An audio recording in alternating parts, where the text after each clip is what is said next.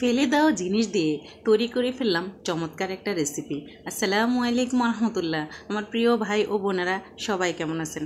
আশা করি সবাই ভালো। আজকে আমি আপনাদের সাথে শেয়ার করব মাছের আঁশ দিয়ে লোভনীয় একটা রেসিপি। আর এই রেসিপিটা কোথা থেকে শিখেছি জানলে অবাক হয়ে যাবেন।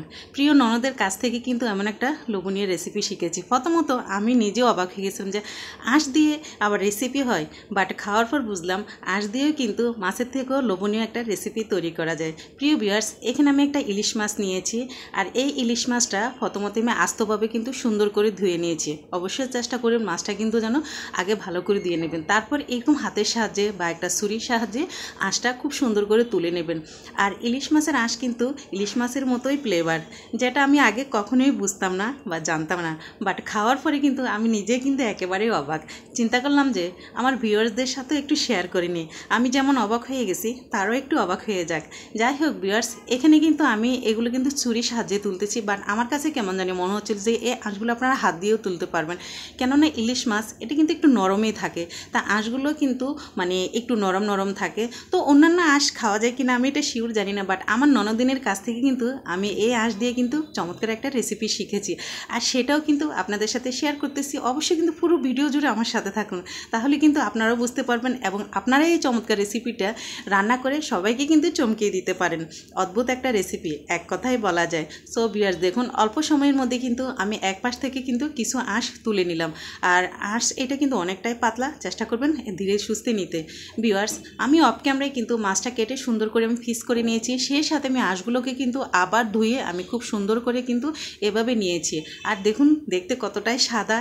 যাই হোক, এই আঁশ দিয়ে কি রান্না করব সেটাও এখন আপনাদের সাথে শেয়ার করতেছি। এখানে আমি কচুমুখী নিয়েছি, আর অফ ক্যামেরায় কচুমুখিটাও কিন্তু আমি কেটে সুন্দর করে পরিষ্কার করে নিচ্ছি। আর কচুমুখী কীভাবে কাটা বা কীভাবে পরিষ্কার করতে হয় যদি আপনাদের কাছে কষ্ট লাগে অবশ্যই আমার ভিডিওতে দেখতে পাবেন। ইনশাল্লাহ আমার আগের ভিডিওগুলোতে কিন্তু কচুমুখী কীভাবে দ্রুত পরিষ্কার করা যায় সে ভিডিওটা রয়েছে, আপনারা দেখলে খুব দ্রুত কিন্তু শিখে নিতে পারবেন। আর এইভাবে কিন্তু আমি এখানে 3টা আইটেম নিয়েছি। এই আইটেমগুলো দিয়ে আজকে আমি আপনাদেরকে সাথে শেয়ার করব। ইনশাল্লাহ অবশ্যই কিন্তু আপনাদের ভালো লাগবে। ভিউয়ার্স, আমি এখানে সরিষার তেল নিয়েছি, আর এই রান্নাটা কিন্তু অবশ্যই সরিষার তেল দিয়ে করতে হবে, না হলে কিন্তু একদমই ভালো লাগবে না। সো অফ ক্যামেরায় কিন্তু আমি যে মাছটা দেখেছেন সেই মাছটা কিন্তু আমি ভেজে নিয়েছিলাম। আর সেই তেলের মধ্যে এখন আমি যেটা দিয়ে দেবো আঁশগুলোকে কিন্তু আমি অফ ক্যামেরায় একটু হলুদ, একটু মরিচ আর একটু জিরার গুঁড়া দিয়ে কিন্তু মেখে রেখেছি। অবশ্যই কিন্তু আঁশগুলোকে কিন্তু একটু হলুদ গুঁড়া, মরিচ গুঁড়া, জিরা ধনে দিয়ে কিন্তু মেখে রাখবেন, তাহলে কিন্তু এটা অনেকটাই দেখতে ভালো লাগবে। আর এখন যে তেলটা দেখেছেন এই তেলের মধ্যে কিন্তু আমি এটাকে খুব সুন্দর করে কিন্তু মুচমুচে একটা ভাপ করে ভেজে নেব।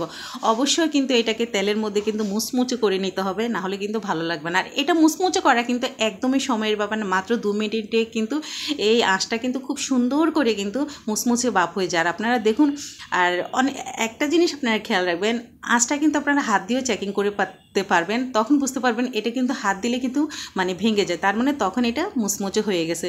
সো ভিউয়ার্স, আমি এ পর্যায়ে কিন্তু চুলার হিটটা কিন্তু একটু হাই হিটে দিয়েছি, কেননা একটু দ্রুত আমি রান্নাটা করতে চেষ্টা করতেছি। সেই জন্য আমি এটাকে কিন্তু অনবরত লেড়ে খুব সুন্দর করে কিন্তু আমি ভাজা ভাজা করে নিচ্ছি। আর আপনারা দেখুন অল্প সময়ের মধ্যে কিন্তু আমার আঁশটা কিন্তু খুব সুন্দর কিন্তু ভাজা হয়ে গেছে। আর এই আঁশটা কিন্তু অবশ্যই আবার বলতেছি সরিষার তেল দিয়ে ভাজা করবেন, না হলে কিন্তু একদমই খেতে ভালো লাগবে না। আর ইলিশ মাছ কিন্তু আসলে সরিষার তেল দিয়ে ভালো লাগে। আপনাদের কাছে কোন তেল দিয়ে ভালো লাগে জানি না, আমার কাছে কিন্তু ইলিশ মাছ রান্নাটা সবসময় কিন্তু সরিষার তেল দিয়ে ভালো লাগে। ভিউয়ার্স, এখানে আমি যে তেল এবং আঁশ আপনারা দেখেছেন সেটা আমি ভাজা করার পরে এখানে আমি দিয়ে দিলাম পেঁয়াজ কুচি। আর পেঁয়াজ কুচিটা আমি প্রায় 2 কাপের মতো আমি এখানে পেঁয়াজ কুচি ইউজ করেছি। সেই সাথে দিয়ে দিলাম এখানে 1 চামচ রসুন বাটা, আর 1 চামচের থেকেও একটু বেশি আমি রসুন বাটা আমি ইউজ করেছি। সো ভিউয়ার্স, এখন আমি যে কাজটা করব এগুলোকে কিন্তু আমি খুব ভালো করে কষে নেব। ভিউয়ার্স, আমি আরেকটা কথা বলি, আমি যে কচুমুখিটা আপনারা দেখেছেন পাশের চুলে কিন্তু আমি এটাকে একটু আমি সিদ্ধ করে নিয়েছি। আসলে কচুরমুখী এটা কিন্তু সিদ্ধ করলে কিন্তু আমাদের কাছে অনেকটাই কিন্তু ভালো লাগে। তো যাই হোক, সিদ্ধ করার পর কিন্তু যে আঠালো একটা ভাব থাকে সেটা কিন্তু চলে যায়। আর এদিকে আমি কি করতেছি, দিয়ে দিলাম পরিমাণ মতো মরিচের গুঁড়া। মরিচের গুঁড়োটা আসলে আমি বলতেছি না, এটা আপনারা আপনাদের পরিমাণ মতোই দিবেন, হলুদের গুঁড়া দিয়ে দিলাম, সেটাও পরিমাণ মতো দিয়ে দিবেন, আর দিয়ে দিলাম জিরা ধনিয়ার গুঁড়া।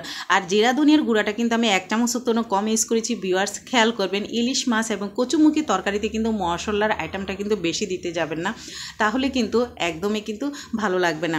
আর এরপর আমি দিয়ে দিলাম এখানে হলুদের গুঁড়া, আর হলুদের গুঁড়াটা কিন্তু আমি একটু পরে ইউজ করেছি। আর এই সমস্ত উপকরণগুলো দিয়ে আমি এখন এটাকে কি করব, খুব ভালো করে কষে নেব। অবশ্যই চেষ্টা করবেন এটাকে একটু সময় ধরে কষে নিতে। তো মোটামুটি একটু কষানোর পর আমি এখানে সামান্য একটু পানি দিয়ে কিন্তু আমি আর একটু ভালো করে আমি কষে নেব। আর এখানে এর থেকেও বেশি পানি ভিউয়ার্স একদমই দেওয়া লাগবে না, কেননা যে পানি দিয়েছি সে পানি দিয়ে কিন্তু মাশাল্লাহ আমার কিন্তু সমস্ত উপকরণগুলো কিন্তু খুব সুন্দর করে কষে যাবে। আর এইদিকে আমি কি করলাম, আপনাদেরকে আমি আগে বলেছিলাম যে আমি কিছু মাছ আমি ভেজে রেখেছিলাম। সো সেই মাছগুলো আমি এখন কি করব, এখানে যে উপকরণগুলো আমি কষাচ্ছি সেখানের মধ্যে দিয়ে আমি আবার একটু সুন্দর করে কষে নেব। আর এভাবে কিন্তু মাছটা কষে নিতে পারেন। আর আপনারা অনেকে হয়তো মাছ না ভেজেও মানে কষানো যায়, তাও কোনো সমস্যা না, বাট আমি মাছ ভাজা ছাড়া কষাতে আমার একদমই ভালো লাগে না, তাই অফ ক্যামেরা আমি একটু হালকা করে ভেজে নিয়েছি। ভিউয়ার্স 5 মিনিট পরে আমি আবার ফিরে আসলাম। মাশাল্লাহ মাছটা কিন্তু খুব সুন্দর করে কিন্তু কষে গেছে। আর আসলে ইলিশ মাছ দিয়ে কিন্তু কচুমুখী কিন্তু আমাদের কাছে চমৎকার লাগে। আর আপনাদের কাছে কেমন লাগে সেটা অবশ্যই জানাবেন। আর এখন তো কচুমুখির সিজন প্রচুর, আমরা কচুমুখির ভর্তা বলেন, কচুমুখির মানে এইভাবে ইলিশ মাছ দিয়ে রান্না বলেন, ভাজা বলেন, খুবই কিন্তু খেতে ভালো লাগে। আর এখন আমি যে কাজটা করব, আর এখন আমি মাছগুলো উঠিয়ে নেব, কেননা ইলিশ মাছ এটা কিন্তু একটু নরম মাছ, এটা কচুমুখির সাথে একসাথে যদি আমরা কষাতে যাই তাহলে কিন্তু মাছটা ভেঙে যাবে। সেই উদ্দেশ্যে আমি মাছটা কিন্তু একটু আলাদা করে নিয়ে নিলাম, কেননা যেহেতু এটা কষিয়ে ফেলছি, সো আর অতিরিক্ত কোনো কষানোর দরকার নেই। আর এখন আমি যেটা করলাম দেখুন ভিউয়ার্স, আমি এখানে কচুমুখিটাকে খুব সুন্দর করে কিন্তু আমি দিয়ে দিলাম। আর অফ ক্যামেরা আমি একবারে বলেছি কচুমুখিগুলো কিন্তু আমি একটু ভাপ দিয়ে নিয়েছি হালকা হলুদের গুঁড়া দিয়ে, কেননা কালারটা সুন্দর থাকার জন্য।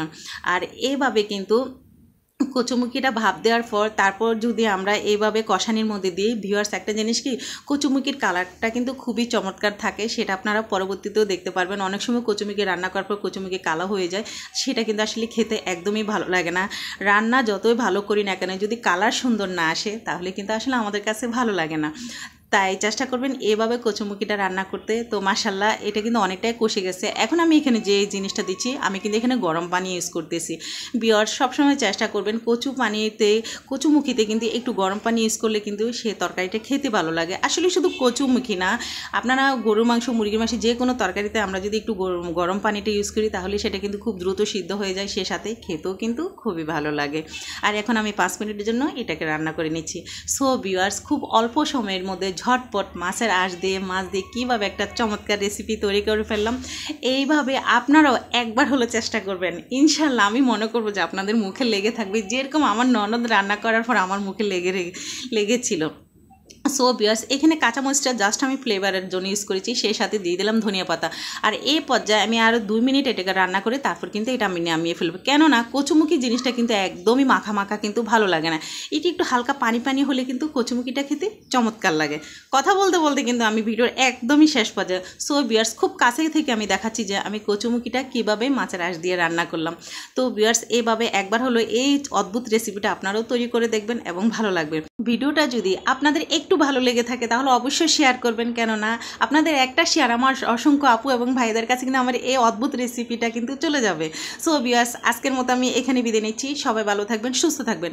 পরবর্তীতে আবার নতুন কোনো ভিডিও নিয়ে আবার আপনাদের মাঝে চলে আসবো ইনশাল্লাহ। এই কচুমুখি রান্নাটা কেমন হয়েছে সেটা কিন্তু অবশ্যই কমেন্টের মধ্যে আমাকে জানাবেন, কেননা আপনাদের প্রত্যেকটা কমেন্ট কিন্তু আমাকে অনেকটাই উৎসাহিত করে আরও সামনের দিকে এগিয়ে যাওয়ার। আল্লাহ হাফেজ, সবাই ভালো থাকবেন।